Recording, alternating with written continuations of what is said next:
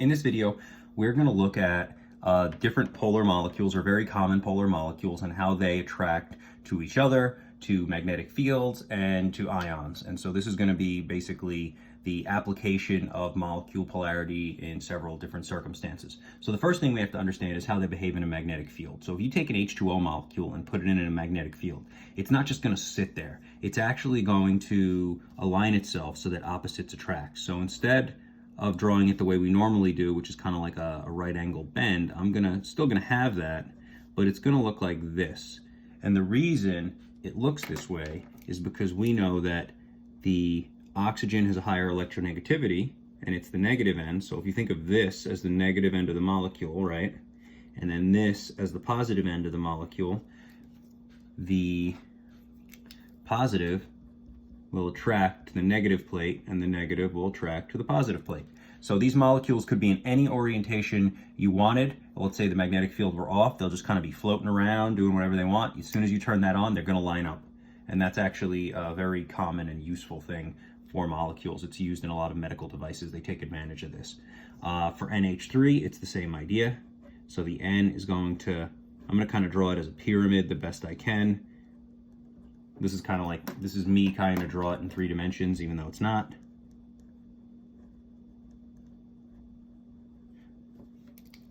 Now, same idea.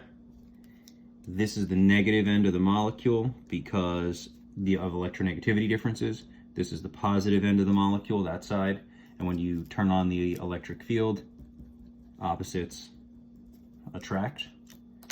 And then for the last one, HF's easy. It's actually gonna do this, which is backwards from the way we draw it, but that doesn't mean it can't be drawn this way.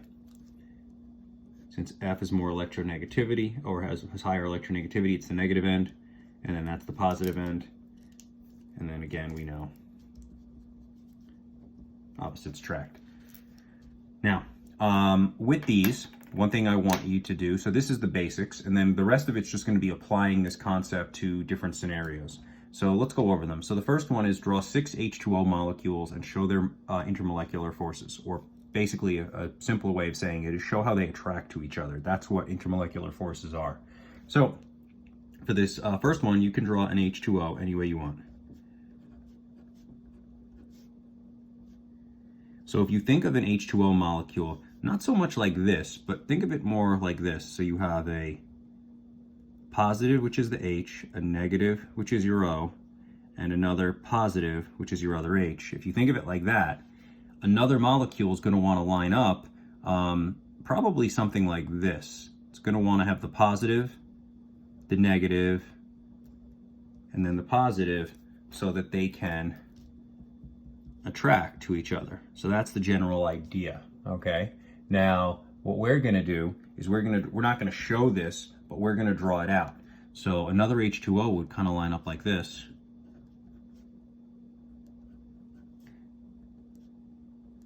And the reason is because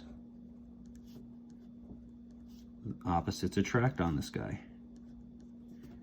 And you end up having this H attracting to that O because it's negative, and this H attracting to that O. And now we could keep going. We could put another one in here. We could have an O, keep the coloring. Could have an O here with an H there and an H there. We could have a H here with an O here, the other H over there. We could have it come in here. We can have an O here, H, and then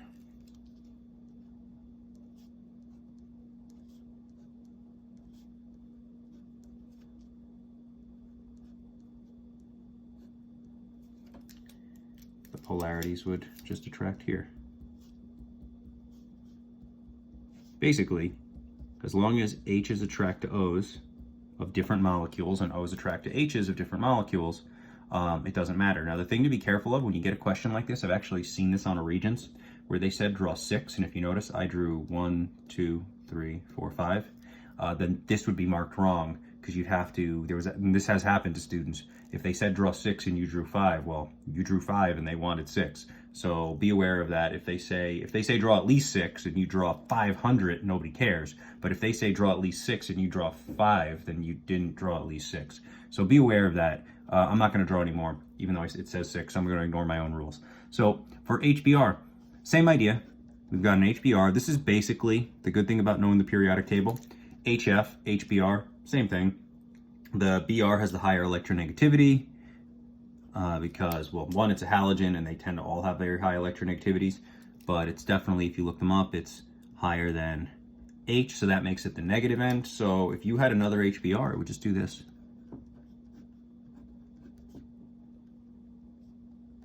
And then the attraction would be here. Now, you could just keep doing this. You could just go H, Br, Br. I mean, that's totally fine. You can keep going and it'll just never stop. There's really no limit to it, right? Or you could put one here, H, Br. You could put one in the middle, H, Br. You could do them pretty much anywhere. There's no rule to it. The only thing you have to worry about is you have to make sure that you have opposites attracting. So the attraction for these would just be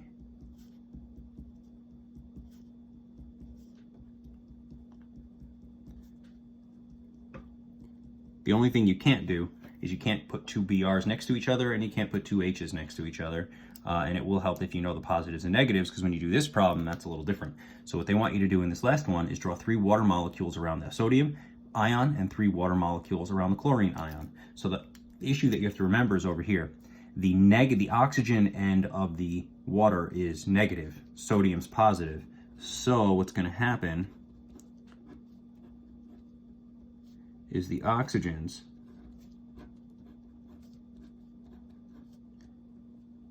are going to be like this.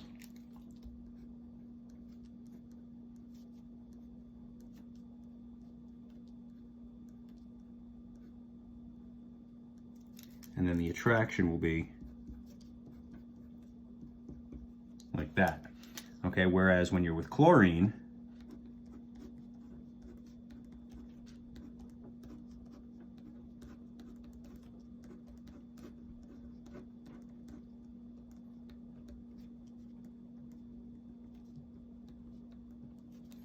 they're going to look like this, and the reason is opposites attract again. The hydrogen is the positive end, so it's going to be attracted to the negative end.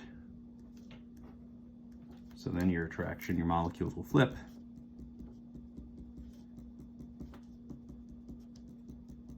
And it'll be like that. And so that's, I guess, the hardest one, but you do have to be aware of the charges and the role they play in attraction. And also you have to know which ends are positive and which ends are negative, especially for problems like this where you have to, if you drew them in the reverse order, they'd be wrong because the negative end of the H2O doesn't want to be anywhere near the negative Cl, and same thing here. So that's everything for drawing polar molecules.